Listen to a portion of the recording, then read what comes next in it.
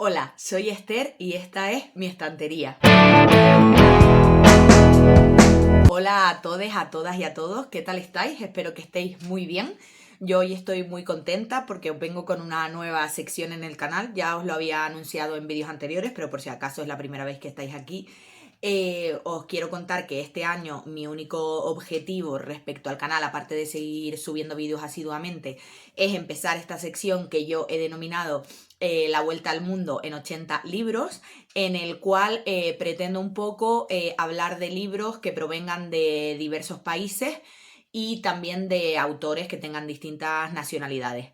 La idea es dar la vuelta al mundo con 80 libros que se correspondan con 80 países porque hablen de estos países o porque los autores sean nacionales de allí o por diversos motivos, y hacer 8 vídeos en el que en cada uno de los vídeos os enseñe 10 libros.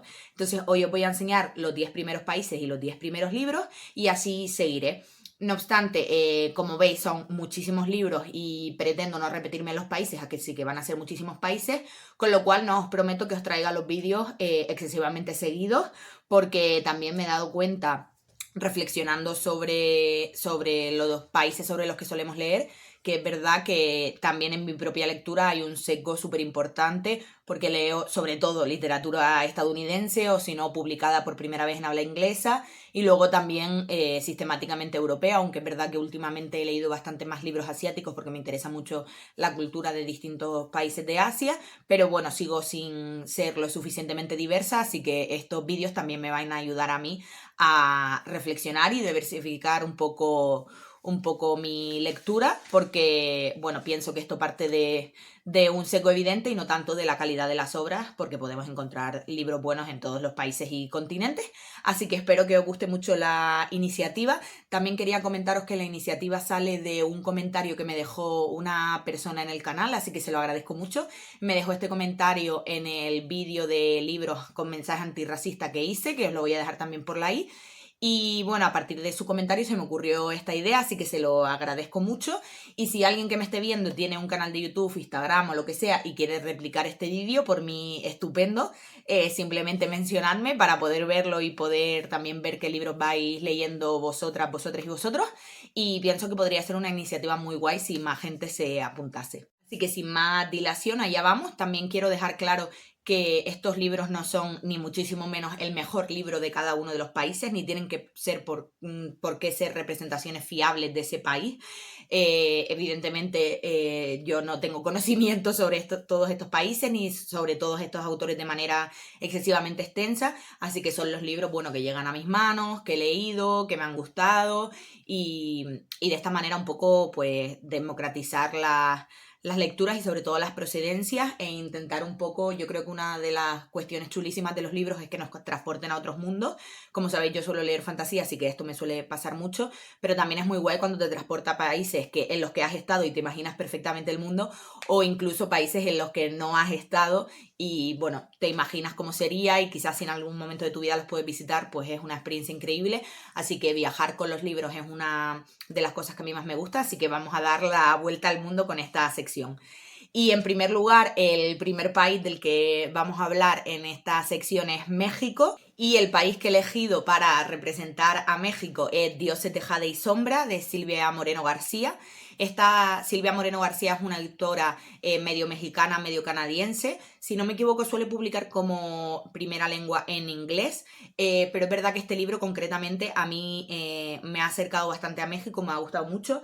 Es una novela de fantasía más bien juvenil, pero se puede leer perfectamente siendo adulto. Yo la disfruté muchísimo y la he elegido como representante de México porque vemos a nuestra protagonista que se llama Casiopea en los años 20 de 1920 y va a tener que emprender un viaje. Ella es prácticamente sirvienta de un tío suyo y de un hermano, si no me equivoco, y bueno, se encuentra con el dios de la muerte en un sitio que estaba escondido en su casa y tienen que emprender un viaje que es una especie de un viaje del héroe, pero muchísimo menos típico. Y va a ir ella pasando por distintas zonas de México, así que vamos a ver un poco el México de este año, de estos años, que está fuertemente influenciado por la cultura estadounidense del jazz.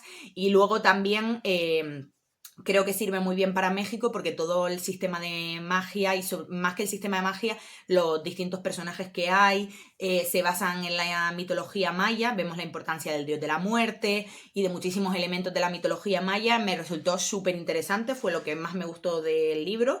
Y la verdad es que no es como el mejor libro de mi vida, pero Silvia Moreno García me hizo transportarme a ese mundo y fue un libro absolutamente entretenido. Así que si queréis viajar a México, Dios se tejada y sombra. Nos vamos de México a otro continente completamente distinto, nos vamos a África, pero a un lugar muy cerca de España y os estoy hablando de el Sáhara y para el Sáhara evidentemente el libro que quiero traer es Diarios del Sáhara de San Mao.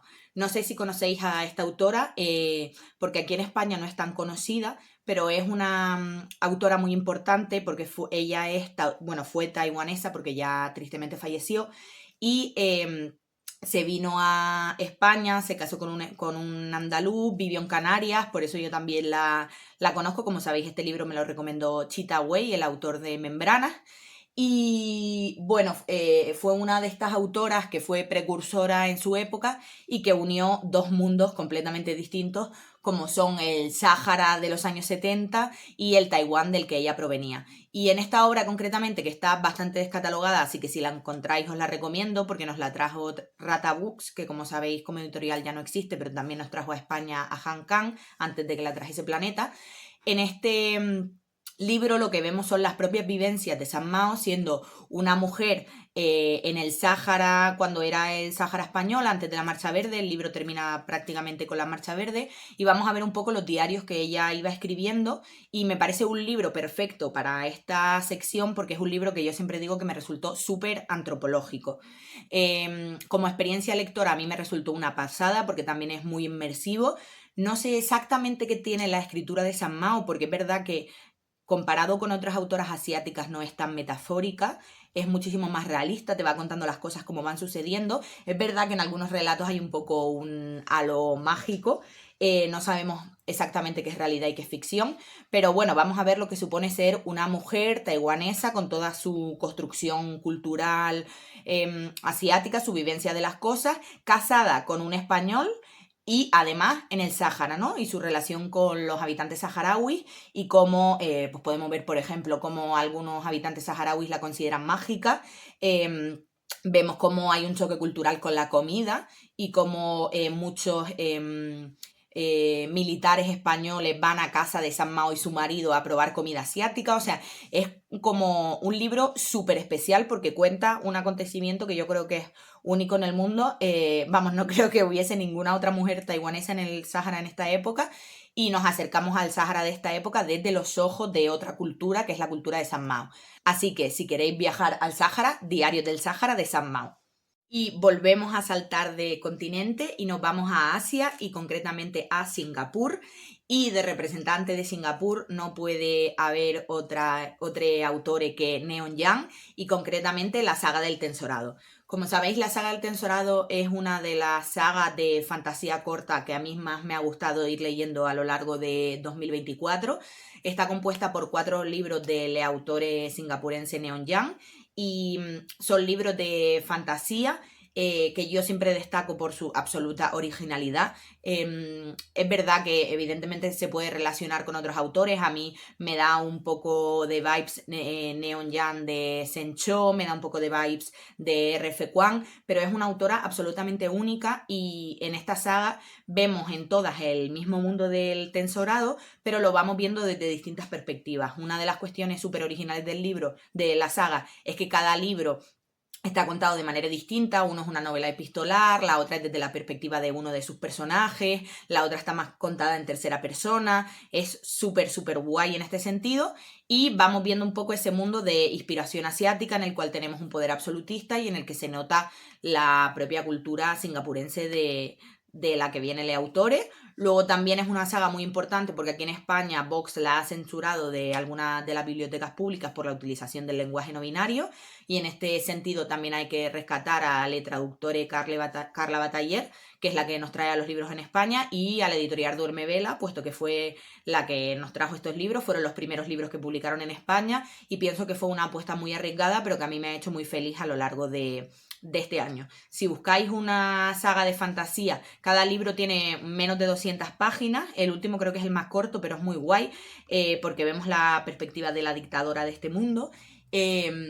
Y bueno, mi favorito a pesar de eso es el tercero, que se llama El descenso de los monstruos. No lo he comentado, pero cada libro tiene también un postfacio en el que se reflexiona sobre el propio libro y creo que queda perfecto con el libro y que las editoras de Durme Vela lo hicieron súper bien tomando esta decisión. Y mi favorito es el tercero, que para mí es una mezcla perfecta entre hacer un escape room y ver Jurassic World. Así que con velociraptores y va todo siendo... Es la que os he dicho que es una novela epistolar, pero vamos viendo y tratando de descubrir distintos enigmas que hay en este mundo. Así que si queréis viajar a Singapur, os recomiendo la saga del Tensorado de Neon Young.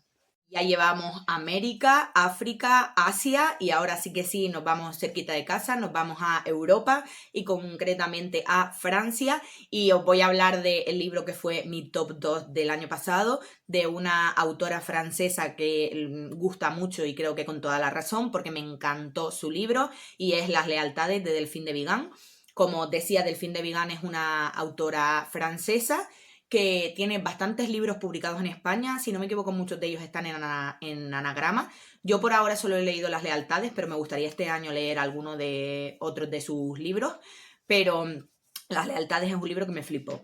Es una novela corta, creo que tiene alrededor de 200 páginas en las que seguimos a un niño que creo que tiene 12 años, que se vuelve adicto al alcohol y lo que yo destacaría de la novela son dos cosas. La primera, la construcción de personajes. Todos los personajes que aparecen en la obra están súper bien construidos y es una novela súper coral porque vamos saltando del punto de vista de unos personajes a otros. Vemos el punto de vista de este niño que tiene problemas con el alcohol, de su amigo también del colegio, de los padres, madre y padre de cada uno de ellos y también de la profesora del colegio que se va dando un poco cuenta de lo que está ocurriendo. Y es un libro que reflexiona fundamentalmente sobre las lealtades, sobre cómo éstas nos sostienen pero también nos destruyen. Está, como os decía, súper, súper bien escrito y a mí el final me gustó muchísimo también. Así que os la recomiendo muchísimo leer esta obra de Delphine de Vigan si tenéis la posibilidad y os apetece leer la típica historia que está súper bien escrita pero no se hace nada pesada, sino que se lee súper fácil por estar súper bien escrita y además a mí me atrapó desde el principio y en el club de lectura en el que la leí de las Bibliotecas Públicas de Madrid a todo el mundo le gustó, o sea que creo que es bastante un muy buen libro para regalar porque mayoritariamente creo que gusta mucho. Ya sabéis, si queréis viajar a Francia, Las lealtades de Delphine de Vigan. Y volvemos a África y si queréis viajar a Nigeria os recomiendo Quién teme a la muerte de Neri Okafor. Suelo sacar mucho este libro porque sabéis es una de mis cubiertas favoritas de toda mi vida y en este libro es de la autora estadounidense Nnedi Okafor, pero es de origen nigeriano y además por el tipo de obra que es Quién teme a la muerte creo que encaja perfectamente para viajar a Nigeria. Y concretamente este libro está ambientado en una África post-apocalíptica en la cual tenemos dos tribus que son la Okeke y los Nurus y una de ellas quiere exterminar a la otra basándose en motivos religiosos y se reflexiona bastante sobre el genocidio, sobre la religiosidad, la magia de este mundo que está muy inspirada en, bueno, las tradiciones africanas. También se reflexiona, por ejemplo, sobre la mutilación genital femenina. Seguimos a la personaje principal, que es la que da título a este libro, Quién teme a la muerte, porque su nombre en una lengua africana, no sé si es nigeriano, la verdad, pero su nombre significa Quién teme a la muerte y este nombre se lo pone su madre. Y es un libro del que no recuerdo exactamente todo lo que ocurre, porque lo leí hace bastante tiempo, fue de mis primeros acercamientos a la ciencia ficción y a la fantasía. Y además vi la presentación que hicieron Duerme Vela y Crononauta en Mary Read en una librería de Madrid chulísima y allí me compré este libro a medias con mi amigo Nacho y la verdad es que me gustó muchísimo. Creo que necesitaría volver a releerlo para hablaros bien de él, pero creo que es una muy buena idea para leer sobre África y además de la ciencia ficción y la fantasía sabéis que hay muchísimos autores escribiendo en África posapocalíptica, bueno, reflexionando sobre las posibilidades de una nueva África o sobre todas las diásporas africanas que hay en distintos países del mundo. Así que lo veo muy, muy buen libro. A mí me gustó mucho, la personaje principal me gustó mucho. También es una especie de profecía, una especie de viaje de la heroína, de viaje del héroe pero femenino, ¿me entendéis? Pero bueno, la verdad es que tengo el recuerdo de que me gustó mucho. Así que ya sabéis, si queréis viajar a Nigeria, Quien teme a la muerte de Neri Okorafor. Bueno, volvemos a Europa para hablaros de un autor polaco y os estoy hablando de Solaris de Stanislaw Lem. Es verdad que este es un libro de ciencia ficción que se desarrolla en un mundo que no es la Tierra, con lo cual no tiene inspiración polaca y yo no encontré a lo largo de él inspiración polaca concreta de algo de su cultura, pero sí lo quería traer para hablar de Polonia porque es un autor del que se ha hablado mucho, que ha quedado invisibilizado como uno de los grandes de la ciencia ficción porque la mayoría de las voces que se resaltan en estos tops suelen ser hombres blancos, eso ya lo sabemos, pero también estadounidenses. Entonces Stanislaw Lem escribe una obra que es muy importante para la literatura, pero como la escribió en polaco y él era polaco, se ha invisibilizado históricamente. Además, esta edición de Impedimenta traduce directamente del polaco, lo cual creo que es muy buena idea. La traducción es de Joanna Orzechowska. Y bueno, creo que esto le da un valor añadido. Es verdad que a mí las partes en las que describe más al estilo de Space Opera los planetas, bueno, más bien sí, el funcionamiento de Solaris, etcétera, se me hizo tediosa, pero lo que es el personaje principal y los problemas con los que se va encontrando cuando va de un planeta al otro, sí me gustaron bastante. Es verdad que es un libro que a mí personalmente no creo que sea lo que le ocurre a la mayoría, pero a mí sí me agobió bastante porque una cosa que le pasa al protagonista me horrorizó bastante, digamos, me angustió. Llegué a llorar de angustia en plan, si a mí me pasa esto, no sé qué haría, me mato, súper, me mato. Entonces, bueno, quería traerla para Polonia por este motivo. Si os gusta la ciencia ficción y queréis leer a un clásico que normalmente no se recuerda tanto, os lo recomiendo mucho. Es verdad que es un libro que no está entre mis favoritos, que para mí tuvo sus más y sus menos. Pero bueno, si queréis viajar a Polonia, Solaris de Stanislaw Lem. Y volvemos a coger el avión para volar a China y para llegar a una de mis autoras favoritas. Ya sabéis quién os voy a traer aquí, a una autora chino-estadounidense que lo ha petado y que a mí me parece que con razón, a mí me gusta mucho, y os estoy hablando de R.F. Kuang o Rebecca Kuang y concretamente de La Guerra de la Amapola. Como sabéis, La Guerra de la Amapola es una trilogía de fantasía histórica y bélica que tiene un puntito importante dark, que se inspira en la historia de China y su relación con Japón en las distintas guerras sino-japonesas, así que creo que es perfecto para hacer un acercamiento a la historia china de manera muy entretenida. Evidentemente no es un libro histórico, es un libro de fantasía fundamentalmente, lo que pasa es que sí se inspira en la historia para crear este mundo y bueno, se ve China en muchos sentidos, por ejemplo, las distintas provincias del mundo de Rebecca Kuang se nota claramente que es China, los distintos países de este mundo se ven como son. Bueno, hay Hesperia, que es un conjunto de países, no sé si lo trata como un país, pero bueno, es claramente Europa y vemos, sobre todo a partir del segundo y del tercer libro, se empieza a centrar más en el colonialismo europeo hacia China, porque en este primero vemos mucho más la pelea chino-japonesa. Y bueno, es un libro perfecto, yo creo que para adentrarnos en China, como sabéis, Rebecca Kuang es chino-estadounidense, pero en muchas de sus obras reflexiona sobre el imperialismo, el colonialismo, el racismo y concretamente a lo largo de la saga de la Guerra de la Amapola, por ejemplo, vemos las distintas perspectivas europea y asiática sobre la historia, por ejemplo, sobre si la historia es lineal o es circular, vemos distintas perspectivas sobre la religión, entonces creo que es un libro muy interesante para acercarnos a estas culturas y al ser ella medio estadounidense, pues también se acerca más a lo que tenemos, a lo que normalmente leemos, podemos decir, que no es difícil acercarnos a ella. Así que ya sabéis, si queréis ir a China, La Guerra de la Amapola de Rebecca Kuang. Y bueno, volamos a nuestra patria y ya voy a empezar a hacer trampas, lo siento, diréis, ¿estaría haciendo trampas? Pues sí, vamos a viajar a España y os voy a sacar 2 libros. ¿Podría sacar muchísimos libros más?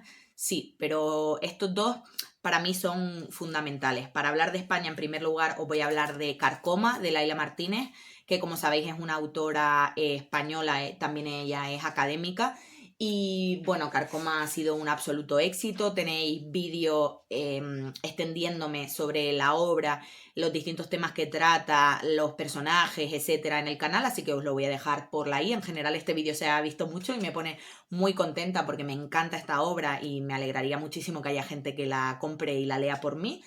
Y bueno, ¿por qué he querido coger Carcoma para representar a España? Es verdad que el libro se desarrolla fundamentalmente en esta casa que vemos aquí, ¿no? Es un poco...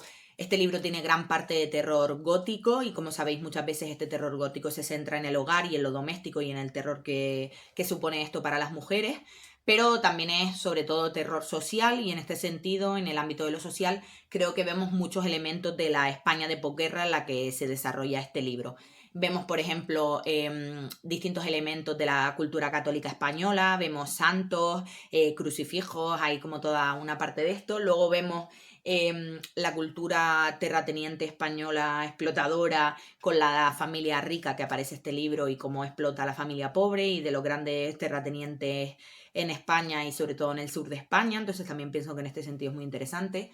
Es un libro que también tiene menciones a la posguerra española, pero bueno, sí se ve un poco toda esta España, el hambre, la pobreza y se reflexiona muchísimo sobre, dentro de toda esta precariedad, además la situación de las mujeres, ¿no?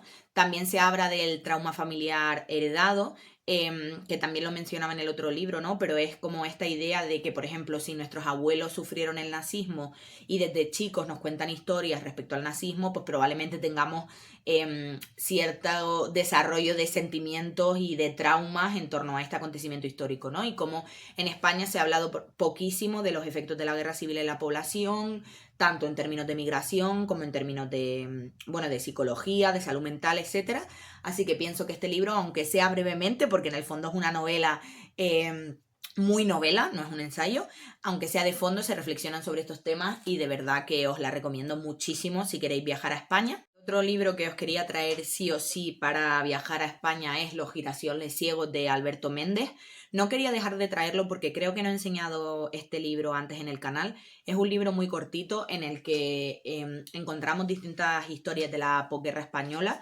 Cada una de las historias tiene una voz distinta. Vemos un militar de la guerra civil, también vemos un niño poeta, vemos distintas voces. Yo lo leí hace muchísimo tiempo, solo recuerdo la congoja absoluta que sentí y lo importante que sentía que era este libro mientras lo leía, porque es un libro fundamentalmente de memoria histórica. Está tan bien escrito, recoge historias tan importantes para nuestro país, que se han invisibilizado tantísimo el terror de la guerra y de la dictadura franquista del golpe de Estado, que pienso que no podíamos hablar de España sin hablar de este libro. A mí me encantaría releerlo porque, como os digo, me acuerdo muy poco de él, pero de verdad que es un libro muy fuerte que creo que a cualquier persona le dejaría huella y que tanto si sois españoles como si queréis venir a España o entender más la historia de nuestro país, la historia contemporánea, tenéis que leerlo sí o sí. Así que ya sabéis, si queréis viajar a España, Los girasoles ciegos de Alberto Méndez o Carcoma de Laila Martínez.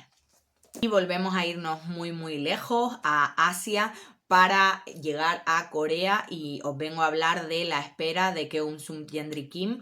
Como sabéis, esta autora se ha hecho muy famosa por sus novelas gráficas, esta es una de ellas, creo que en el resto también reflexiona sobre la sociedad coreana, pero La espera es la única que he leído y también os la he querido traer porque creo que queda perfectamente en este libro, porque lo que se ve es la espera, es la separación de las familias cuando ocurrió la guerra de Corea y cómo estas quedaron separadas durante décadas, incluso algunas nunca se pudieron reencontrar. Concretamente vemos la historia de una familia que está inspirada en la propia autora se inspira en sus propias vivencias y en las vivencias de su madre y también un poco en las distintas historias de Corea. Como sabéis, cuando ocurrió la guerra coreana fue de repente y hubo familias que se quedaron a un lado de Corea y otras a otro lado y posteriormente, bueno, muchísimo más tarde, Cruz Roja y otros organismos internacionales han intentado que estas familias se puedan reagrupar.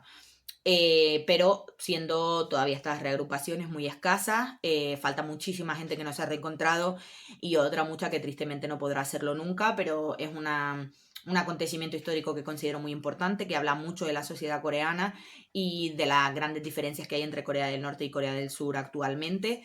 Y creo que no nos debemos olvidar nunca de estas personas que han perdido su derecho a la reagrupación familiar, que como sabéis es un derecho humano que todas, todos y todes tenemos. Así que si queréis viajar a Corea, la espera de Keum-sub Jendrik Kim. Y ya por último, y nos vamos al país por excelencia, nos vamos a Estados Unidos y para este país sí que no tenía muchas dudas. Es verdad que podrían elegirse millones de libros, sabéis que la mayoría de lo que leemos es estadounidense o está inspirado un poco en esta cultura, pero para mí el libro, uno de mis libros favoritos o mi libro favorito y el que os tengo que traer, Las uvas de la ira de John Steinbeck.